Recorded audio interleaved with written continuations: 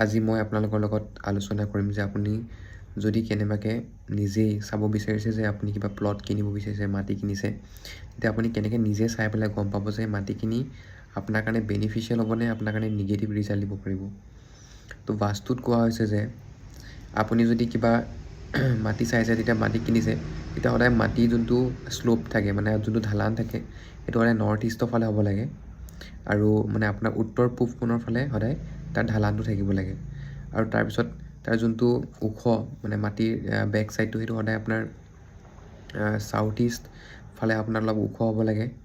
তাৰপিছত হৈ গৈছে আপোনাৰ চাউথ ৱেষ্টৰ ফালে আপোনাৰ চবচে বেছি ওখ হোৱাটো বেছি ভাল, মাটিটো মানে সেইফালে বেছি ওখ হ'ব লাগে। আৰু নৰ্থ ইষ্ট ফালে আপোনাৰ চবচে বেছি ডাউন হোৱাটো বেছি উচিত। তাৰপিছত আপোনাৰ যোনটো ফেচিং হয়, আপোনাৰ হাউচৰ যোনটো ফেচিং হ'ব ধৰি লওক, বা ধৰি লওক প্লটৰ যোনটো ফেচিং হয়, সেইটো সদায় আপোনাৰ নৰ্থৰ ফালে হোৱাটো বেছি উচিত। নৰ্থৰ ফালে যদি ফেচিং থাকে, তেতিয়া তাক পজিটিভ মানা গৈছে। আৰু লগতে আপোনাৰ যদি চাউথৰ ফালে ফেচিং থাকে, তেতিয়া আপোনাৰ সেইটো নিগেটিভ বুলি কোৱা গৈছে বাস্তুত। আৰু আপোনাৰ ৱেষ্টৰ ফালে যদি ফেচিং থাকে, তেতিয়াহ'লে তাক এইটো ধনৰ কাৰণে অশুভ বুলি কোৱা গৈছে। আৰু ইষ্টৰ ফালে যদি ফেচিং থাকে, তেতিয়াহ'লে এইটো আপোনাৰ কাৰণে উচিত, আৰু তাত আপুনি মান সন্মান আৰু প্ৰতিষ্ঠা পাব বুলি কোৱা গৈছে। সেই মাটি টুকুৰাত যদি আপুনি কেনেবাকৈ গৰু কিবা যদি মৰা বস্তু সাৰ পাইছে, বা ধৰি লওক গাহৰিৰ যদি কিবা, বা ধৰি লওক জীৱ জন্তুৰ কুকুৰ মেকুৰী যদি হাৰ্ডি যদি পোৱা গৈছে, তেতিয়াহ'লে সেই মাটি টুকুৰা অতিকৈ নিগেটিভ বুলি বাস্তুশাস্ত্ৰত কোৱা হৈছে।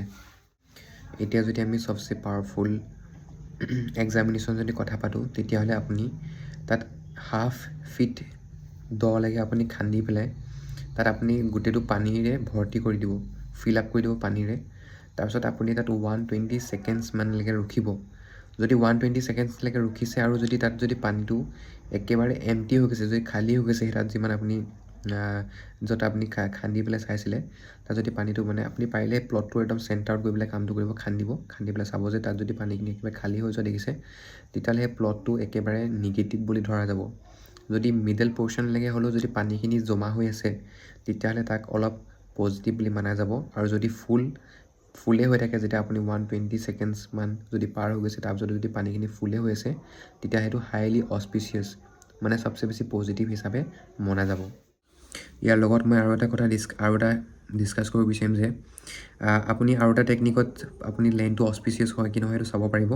যে আপুনি যদি এটা ছিড লয়, গোটেইটো প্ৰত্যেক এটা প্লেণ্টৰ যদি এটা ছিড লয়, মানে ধৰি লওক আপুনি ধনিয়া গুটি, বা ধৰি লওক তেনেকৈ ধৰি লওক 4-5টামান গুটি ল'লে, আৰু গুটি লৈ পেলাই যদি আপুনি তাত সেই মাটি টুকুৰা ৰুইছে, আৰু ৰুই পেলাই দেখিছে যে 2-3 দিনৰ ভিতৰতে তাৰ গজালি ওলাওঁতে যদি 5 দিন বা তাতকৈ বেছি সময় লাগিছে, 5-6 দিনমান লাগিছে, তেতিয়াহ'লে এইটো মডাৰেট মানে মিডিয়াম লেণ্ড হিচাপে মানা যাব।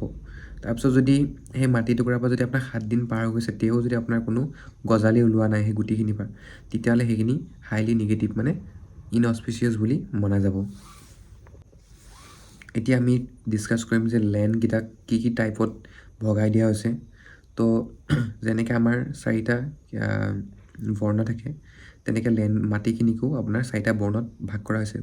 যেনেকৈ ব্ৰাহ্মণ, ক্ষত্ৰিয়, বৈশ্য আৰু শূদ্ৰ, এই 4টা ভাগত ভাগ কৰা হৈছে আপোনাৰ মাটিখিনি। যোনখিনি মাটি আপোনাৰ খুব বেছি বগা আৰু মানে মুলতানী মিট্টি নিচিনা, যদি যোনখিনি মাটি তাৰপৰা যদি অলপ গোন্ধ আহি থাকে ধুনীয়া, তো সেইখিনি ব্ৰাহ্মণ লেণ্ড হিচাপে ভাগ কৰা হৈছে। তো সেইবিলাক মাটিত আপোনাৰ যদি আপুনি স্কুল খোলে, কলেজ খোলে, আৰু যদি মন্দিৰ স্থাপন কৰে, তেতিয়াহ'লে সেইটো হাইলি অস্পিচিয়াছ, মানে চবচে বেছি ভাল বুলি মানা যায়।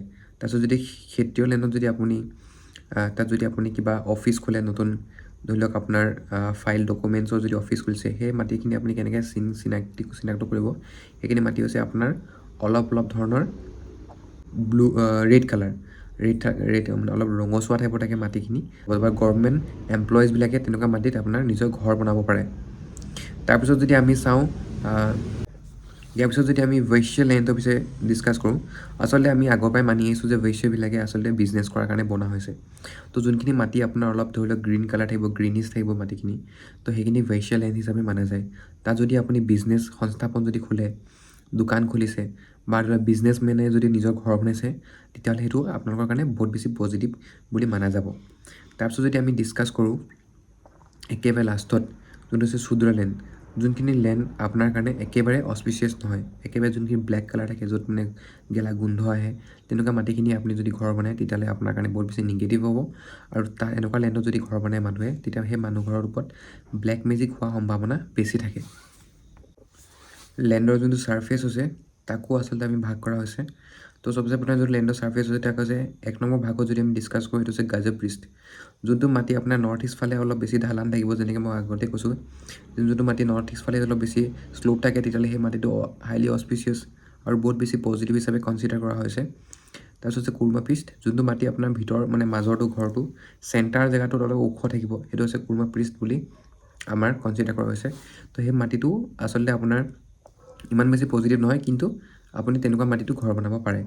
তাৰপিছত হৈছে দৈত্য পৃষ্ঠ, যোনটো মাটি আপোনাৰ নৰ্থ চাউথৰ ফালে, নৰ্থ বা চাউথৰ মানে ৱেষ্টৰ ডাইৰেকশ্যনটো বেছি ঢালানটো বেছিকৈ থাকে, সেইটো হৈছে দৈত্য পৃষ্ঠ হিচাপে আপোনাৰ কনচিডাৰ কৰা হৈছে। আৰু সেই মাটিটোত আচলতে নিগেটিভ হয়, তাত মানে আপোনাৰ কোনো দেৱ দেৱীসকলৰ আপোনাৰ আশীৰ্বাদ সেই মাটিটোত নাথাকে বুলি বাস্তুৱে কৈছে। তাৰপিছত যদি আপুনি চাওঁ, আমি এটা লাষ্ট আছে, সেইটো হৈছে নাগপৃষ্ঠ। নাগপৃষ্ঠটো এনেকুৱা মাটি য'ত আপোনাৰ ধৰি লওক চাৰিকোণীয়াৰ মাটিটোত আপোনাৰ এটা এটা আচলতে আপোনাৰ ৰেক্টেংগল নিচিনাকৈ, যোনটো আপোনাৰ ভিতৰতে ক্ৰিষ্টেল শ্বেপত, মানে আপোনাৰ মই ইয়াত ফটো এখন দি দিছোঁ, এইটো চাইজত যদি আপোনাৰ যদি মাটিটো বেছি ডাউন হৈ আছে নৰ্থৰ ফালে, ইষ্টৰ ফালে আৰু ৱেষ্টৰ ফালে যদি বেছি ডাউন হৈ থাকে, তেতিয়া এক নাগপৃষ্ঠ হিচাপে মেনশ্যন কৰা হৈছে। আৰু এনেকুৱা যদি মাটিত যদি আপুনি ঘৰ বনাবলৈ হয়, তেতিয়াহ'লে আপোনাৰ মেণ্টেল টেনশ্যন খুব বেছি বহি নাথাকিব আৰু গোটেই ফেমিলিটোৱে মেণ্টেল ডিজিজত ছাফাৰ কৰিব পাৰে।